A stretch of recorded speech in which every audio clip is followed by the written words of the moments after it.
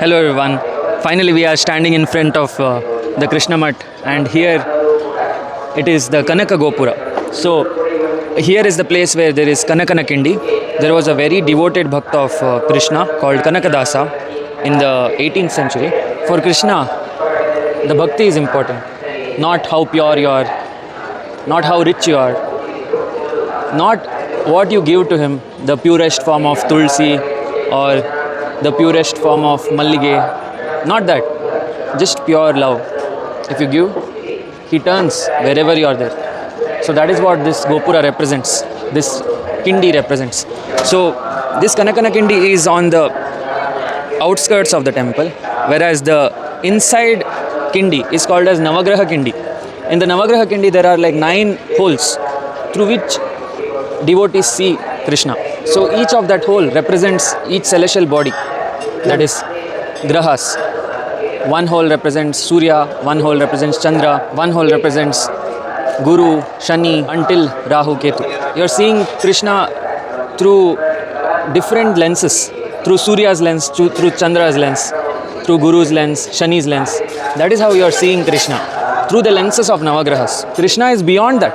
He is beyond the celestial bodies, beyond the solar system, beyond this universe. Sakala Graha Balanine Sarasi Jaksha. There is a bhajan relating to whatever you told now. So Anant, what else do you know about this Mata? So, retelling the story of Kanakadas. So, what had happened was that day, he wanted to just go inside the temple and have the darshan of the Lord. But the priests did not allow him because he belonged to a certain caste. Later, he felt so sad that he cried to Krishna saying, "Am I not even eligible to see you from outside? Why is that opportunity not given to me? Have I done so much sins in my past life that I can't even have one vision of you?" Kanakadasa was very sad and came to this part of the temple, that is backside, and he was crying full night saying, "Krishna, Krishna, Krishna." The priests at night locked the temple, went home. This guy was still here, back of the temple, because he's allowed in the back of the temple, not in the front or inside. Full night he was crying there, and I think in Brahma Muhurt, there was a sudden thunder in the backside of the wall, and the wall's small part was into pieces.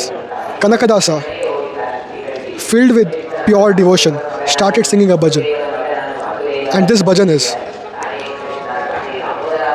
Bagilanu teredu ಸೇವೆಯನು ಕೊಡು ಹರಿಯೇ ಕೂಗಿದರು ಧ್ವನಿ ಕೇಳಲಿಲ್ಲವೇ ನರಹರಿಯೇ ಬಾಗಿಲನು ತೆರೆದು, which means, "Oh Lord, please open the doors and give me your darshan. Oh Lord, even if I shout, can't you hear me?" When he ended the bhajan, there was a sudden thunder and the walls broke off and he got Krishna's darshan. Krishna, with his beautiful smile, was looking at him. And of course, there might have been some conversation between Kanakadas and Krishna, which we do not know. So these are the stories which revolve around the Kanakana Kindi concept. Do you know how Madhvacharya got this idol? I know that it was found near Malpe Beach, but do you know the story behind it? The idol of Krishna was made out of Saligram by Vishwakarma himself. So what happened was, in Dwaraka, in the Dwapara Yuga, after Krishna defeated Kamsa, Devaki came out of the prison. But she was so sad that she couldn't see Krishna in Bala Swarupa. And that's why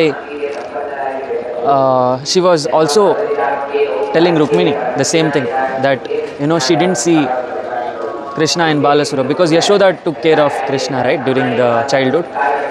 So both Rukmini and Devaki missed that part of Krishna, and they wanted to see Krishna so badly in that Swarupa. So they prayed to Krishna earnestly, and Vishwakarma himself, he created a murti of Krishna in the Bala Swarupa, that is holding the churning rod and ropes using the Saligram Shila. And this murti was prayed in the Dwapara Yuga by both Devaki and Rukmini, by Krishna's mother and Krishna's wife, because they were in so much love with this murti. After the Mahabharata war, since the dynasty was coming to an end, Arjuna hid this Murti in the Rukmini Vana, in a pile of Gopi Chandana. He hid the Murti because he knew that this Murti is very valuable to the upcoming yugas because it was prayed by his own wife and mother. But since the Yadava dynasty ended and he wanted to preserve Krishna's energy, he kept it in the pile of Gopi Chandana. And this pile was stored until Kali Yuga. A merchant thought that, okay, I will sell this Gopi Chandana, and he kept it in the ship. And he sailed towards the South Indian region, the Dakshina Kannada region, where the merchant faced a huge storm. This storm was so huge that he started praying to Krishna, please save me, I have come here for business, but the storm is not allowing me to reach the shore. So Madhvacharya saw this. Using his Vayu Shakti, because he was the incarnation of Mukhya Prana, using his Vayu Shakti, he stopped the storm, he saved the merchant. Merchant was so happy that he told Madhvacharya, you can take anything from this ship. And Madhvacharya told, I just want the pile of Gopi Chandana. And the huge pile of Gopi Chandana was carried by Madhvacharya so easily because of his bhakti towards Vishnu. And when he was using the Gopi Chandana for his rituals, it broke and a Saligram Shila Murti came out. Then Madhvacharya realized that it was from Dwaraka and worshipped by Rukmini herself. And that's why here the Moola sloka is Krishnam Vande Mantapashadharam Divyarbaka Shikha Banda Trayopetam Bhaishmi Madhvakararchitam Bhaishmi Madhvakararchitam Krishnam Vande Shri Krishnaya Namaha Shri Krishnaya Namaha. So this sloka is chanted because Bhaishmi Madhvakararchitam. It is prayed by Bhaishmi, that is the daughter of Bhishmaka. Bhishmaka is the father of Rukmini, and that is why she is called as Bhaishmi. So then Madhvacharya started worshipping it every day. He brought it to the city of Udupi. As we told in the previous video, Udupi was named as Udupi because of the lord of the stars, that is Chandramoulishwara. And that is how Madhvacharya established it in the Madhva Sarovara, where he bathed the Murti every day. Because of his love, the Murti was in so lightweight. Actually, Saligram Shila is very heavy. And that too with the Gopi Chandana. So it was, but he was able to carry it easily because of his bhakti. And that's how he bathed it every day, fed him delicious food and gave him tulsi every day. So in return, Krishna gave him Akshaya Patre, vessel which generates food continuously and never ends. Using the same Patre, they give Anna Prasadam here. This Prasadam to the devotees is a responsibility for you guys. So all the Ashtamatas, every 2 years it changes. That is, this year the responsibility of giving Anna Prasadam is on the Shirur Mata. Before 2026 it was Puttige Mata. So like that the Ashtamata cycle continues. Every 2 years one of the matas take over the responsibility of Anna Prasadam, giving food to the devotees, as you saw previously. And it never ends. It's Akshaya Patre. The food here never ends. So whoever comes here, they will get Anna Prasadam. I have heard that Udupi is famous for a function called Paryaya. Can you tell something about Paryaya? Paryaya is a very sacred ritual where the responsibility is shifted to the next mata. Responsibility of what? There are total 3 things. One is Anna Prasadam. So Akshaya Patra is given. Second is the keys of the temple. That is given. The key represents the puja paddhati. Every day the mata which is responsible has to do the puja, tulasi, bathing, everything.